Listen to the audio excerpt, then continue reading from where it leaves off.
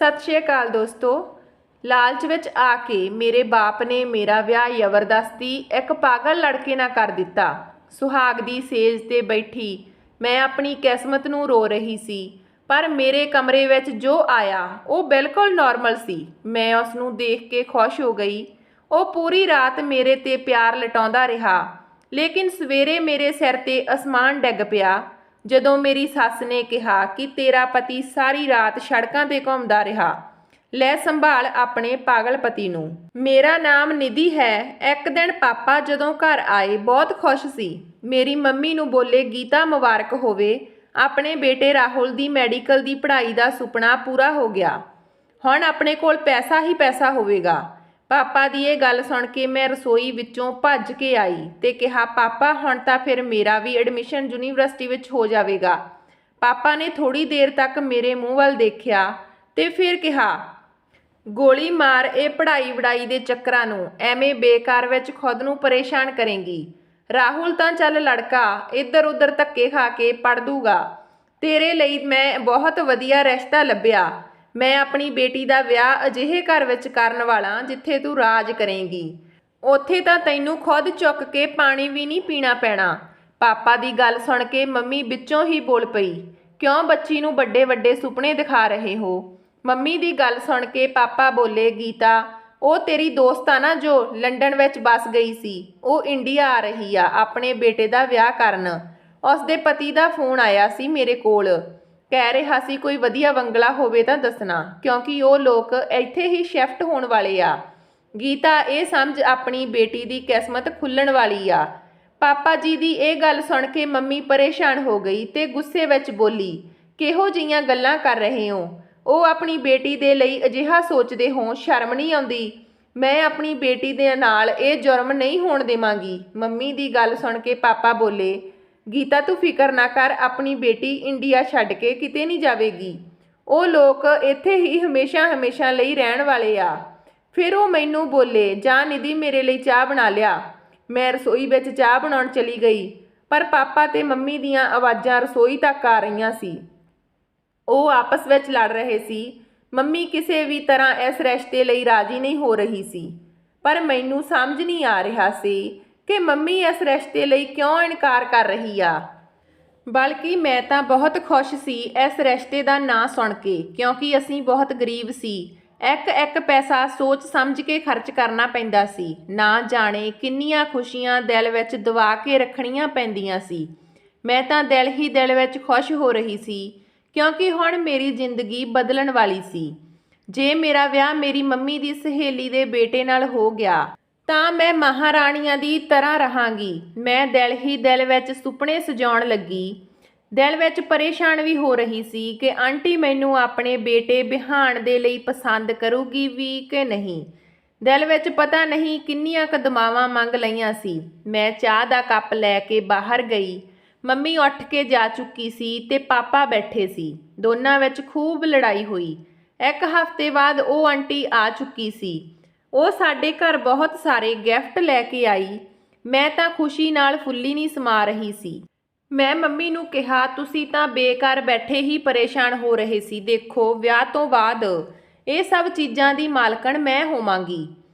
Mummy ने मेरे वाल औखी हो के देखिया ते कहंदी तू भी अपने बाप दी तरह लालची आ। मैं तैनूं हुण भी कह रही हाँ कि तू इस रिश्ते नूं मना कर दे। मैं गुस्से विच आके कहा किहो जिही मां तू, लोकी तां लभदे फिरदे आ इहो जिहे रिश्ते ते तू घरे आए नूं ठुकरा रही आ। तेरे तो मेरियां खुशियां देखियां नहीं जांदियां। मेरी माँ ने कहा इहो जिही कोई गल नहीं, मैं सुनिया वो बिहान विच कोई नुक्शा।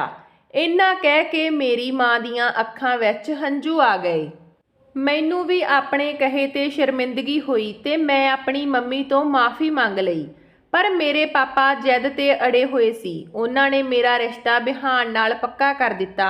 घर विच ब्याह दीयां तैयारियां शुरू हो गईयां ते ब्याह दा दिन आ गया। मैं स्टेज उपर बैठी सी। सारे रिश्तेदार मैनू देख के घुसर मुसर कर रहे सी ते मैनू बहुत ही अजीब नज़रां नाल देख रहे सी। बधाई दा टाइम हो गया ते मैं अपने सहुरे घर चली गई। उत्थे कुछ रस्मां करन तो बाद मेरी सस ने मैनू बिहान दे कमरे विच बिठा दिता।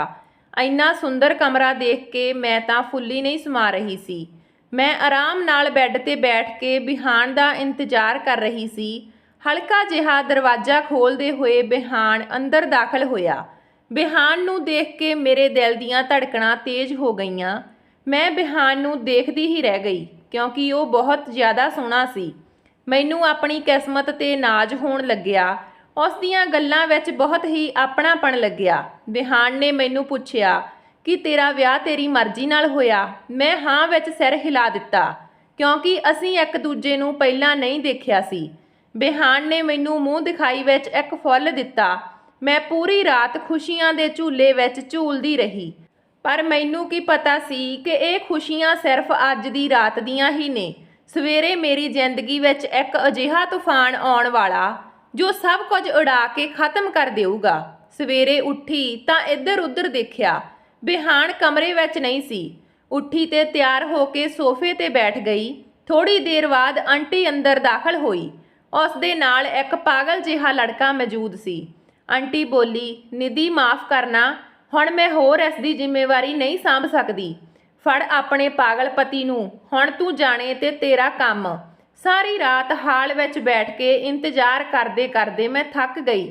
ਤੈਨੂੰ ਨੀਂਦ ਵਿੱਚੋਂ ਇਸ ਕਰਕੇ ਨਹੀਂ ਉਠਾਇਆ, ਸੋਚਿਆ ਪਹਿਲੀ ਰਾਤ ਆ, ਤੂੰ ਥੱਕ ਗਈ ਹੋਵੇਂਗੀ। ਰਾਤ ਭਰ ਨਾ ਜਾਣੇ ਕਿਹੜੀਆਂ ਸੜਕਾਂ 'ਤੇ ਘੁੰਮਦਾ ਰਿਹਾ। ਸਾਂਭ ਆਪਣੇ ਪਤੀ ਨੂੰ ਤੇ ਆਹ ਫੜ ਮੂੰਹ ਦਿਖਾਈ ਦੀ ਅੰਗੂਠੀ। ਆਂਟੀ ਦੀਆਂ ਗੱਲਾਂ ਸੁਣ ਕੇ ਮੇਰਾ ਤਾਂ ਦਿਮਾਗ ਚਕਰਾ ਗਿਆ। ਕਦੇ ਆਪਣੀ ਸੱਸ ਦੇ ਨਾਲ ਖੜੇ ਉਸ ਲੜਕੇ ਵੱਲ ਦੇਖ ਰਹੀ ਸੀ ਜਿਸ ਨੂੰ ਆਂਟੀ ਮੇਰਾ ਪਤੀ ਕਹਿ ਰਹੀ ਸੀ, ਤੇ ਕਦੀ ਆਪਣੀ ਸੱਸ ਵੱਲ।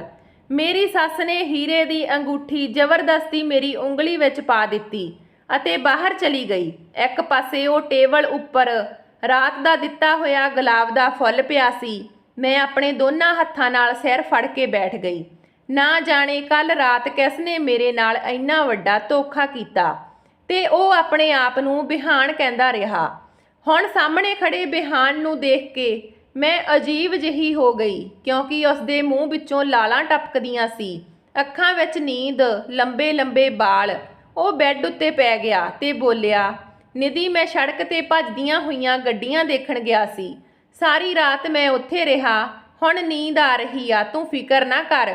ਮੈਂ ਜਦੋਂ ਉੱਠ ਖੜਿਆ ਤਾਂ ਤੈਨੂੰ ਵੀ ਗੱਡੀਆਂ ਦਿਖਾਉਣ ਲੈ ਕੇ ਚੱਲਾਂਗਾ। ਉਹ ਗੱਲ ਕਰਦਾ ਕਰਦਾ ਸੌਂ ਗਿਆ। ਪਰ ਮੇਰੀ ਨਿਗਾਹ ਉਸ ਫੁੱਲ ਉੱਤੇ ਟਿਕੀ ਹੋਈ ਸੀ ਜੋ ਰਾਤ ਨੂੰ ਮੂੰਹ ਦਿਖਾਈ 'ਚ ਤੋਹਫੇ ਦੇ ਰੂਪ ਵਿੱਚ ਮਿਲਿਆ ਸੀ। ਮੈਂ ਉੱਚੀ ਉੱਚੀ ਰੋਣ ਲੱਗੀ। ਮੇਰੇ ਨਾਲ ਤਕਦੀਰ ਨੇ ਕਿਹੋ ਜਿਹਾ ਖੇਡ ਖੇਡਿਆ ਸੀ।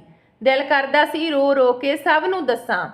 ਹੁਣ ਮੈਨੂੰ ਪੁਰਾਣੀਆਂ ਸਾਰੀਆਂ ਗੱਲਾਂ ਯਾਦ ਆਉਣ ਲੱਗੀਆਂ ਕਿਉਂਕਿ ਮੇਰੀ ਮਾਂ ਇਸ ਵਿਆਹ ਨੂੰ ਮਨਾ ਕਰ ਰਹੀ ਸੀ। ਮੈਨੂੰ ਲੋਕ ਦੇਖ ਦੇਖ ਕੇ ਕੁਸਰ ਮੁਸਰ ਕਿਉਂ ਕਰ ਰਹੇ ਸੀ? ਕਿਉਂ ਵਿਆਹ ਵਾਲੇ ਦਿਨ ਮੇਰੇ ਪਤੀ ਦੇ ਨਾਲ ਇੱਕ ਲੜਕਾ ਚੱਲ ਰਿਹਾ ਸੀ? ਨਾ ਜਾਣੇ ਕਿੰਨੇ ਘੰਟੇ ਮੈਂ ਅੰਦਰ ਬੈਠੀ ਰੋਂਦੀ ਰਹੀ। ਇੰਨੇ ਨੂੰ ਨੌਕਰਾਣੀ ਮੈਨੂੰ ਬੁਲਾਉਣ ਆਈ ਤੇ ਕਹਿੰਦੀ, ਮੇਮ ਸਾਹਿਬ ਤੁਹਾਡੇ ਮਾਤਾ ਪਿਤਾ ਤੁਹਾਨੂੰ ਮਿਲਣ ਆਏ ਆ। ਮੈਂ ਭੱਜ ਕੇ ਬਾਹਰ ਆਈ ਤੇ ਆਪਣੇ ਮੰਮੀ ਦੇ ਗਲ ਲੱਗ ਕੇ ਉੱਚੀ ਉੱਚੀ ਰੋਣ ਲੱਗੀ। ਮੈਂ ਮੰਮੀ ਨੂੰ ਦੱਸਿਆ ਕਿ ਮੰਮੀ ਮੇਰੇ ਨਾਲ ਬਹੁਤ ਵੱਡਾ ਧੋਖਾ ਹੋਇਆ। ਬਿਹਾਨ ਤਾਂ ਪਾਗਲ ਆ। ਮੰਮੀ ਤੇਰੀ ਦੋਸਤ ਨੇ ਤੇਰੇ ਨਾਲ ਧੋਖਾ ਕਰ ਦਿੱਤਾ।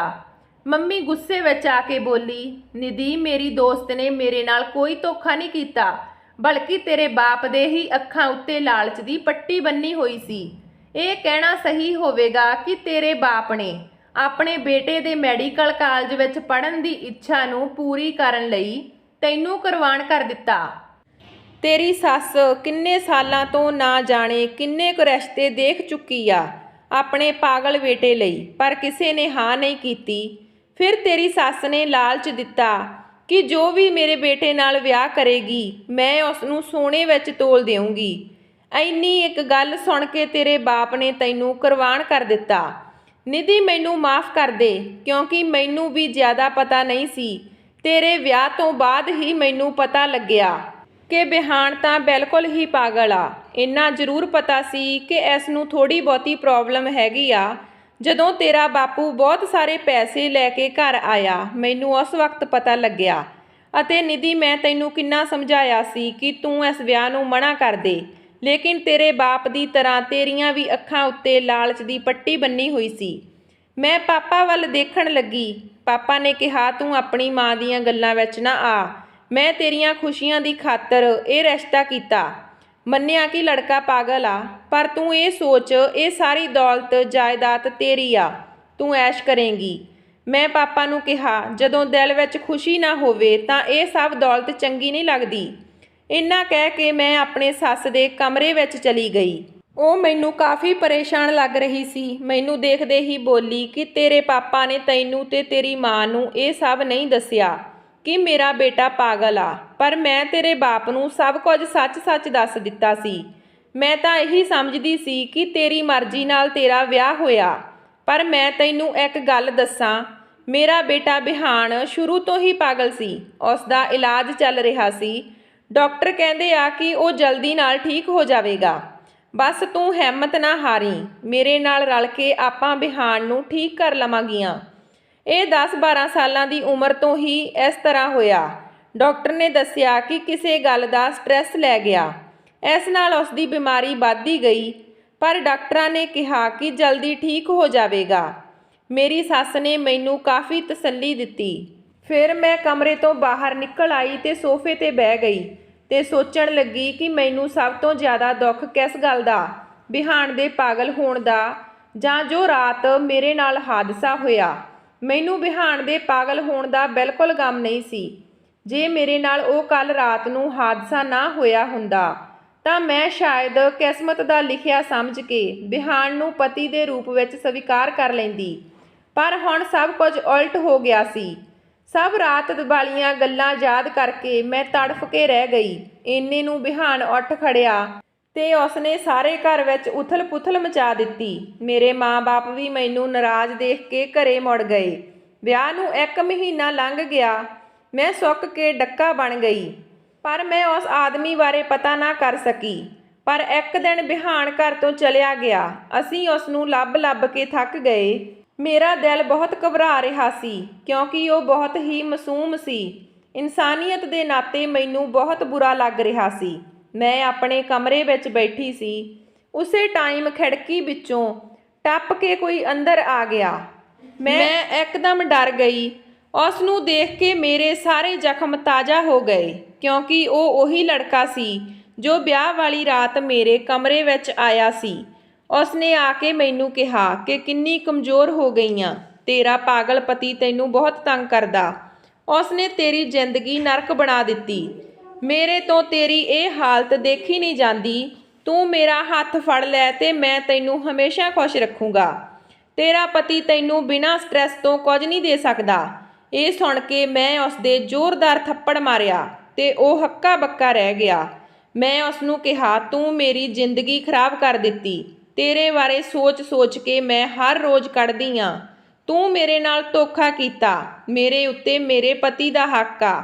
ਉਹ ਮੇਰੀ ਇਹ ਗੱਲ ਸੁਣ ਕੇ ਬੋਲਿਆ, ਤੇਰਾ ਪਤੀ ਪਾਗਲ ਆ, ਤੈਨੂੰ ਲੱਗਦਾ ਤੂੰ ਵੀ ਪਾਗਲ ਹੋ ਗਈ ਆਂ। ਉਸ ਦੇ ਚੱਕਰਾਂ ਵਿੱਚ ਆਪਣੀ ਜ਼ਿੰਦਗੀ ਨਾ ਬਰਬਾਦ ਕਰ। ਮੈਂ ਤੈਨੂੰ ਹਮੇਸ਼ਾ ਖੁਸ਼ ਰੱਖਾਂਗਾ।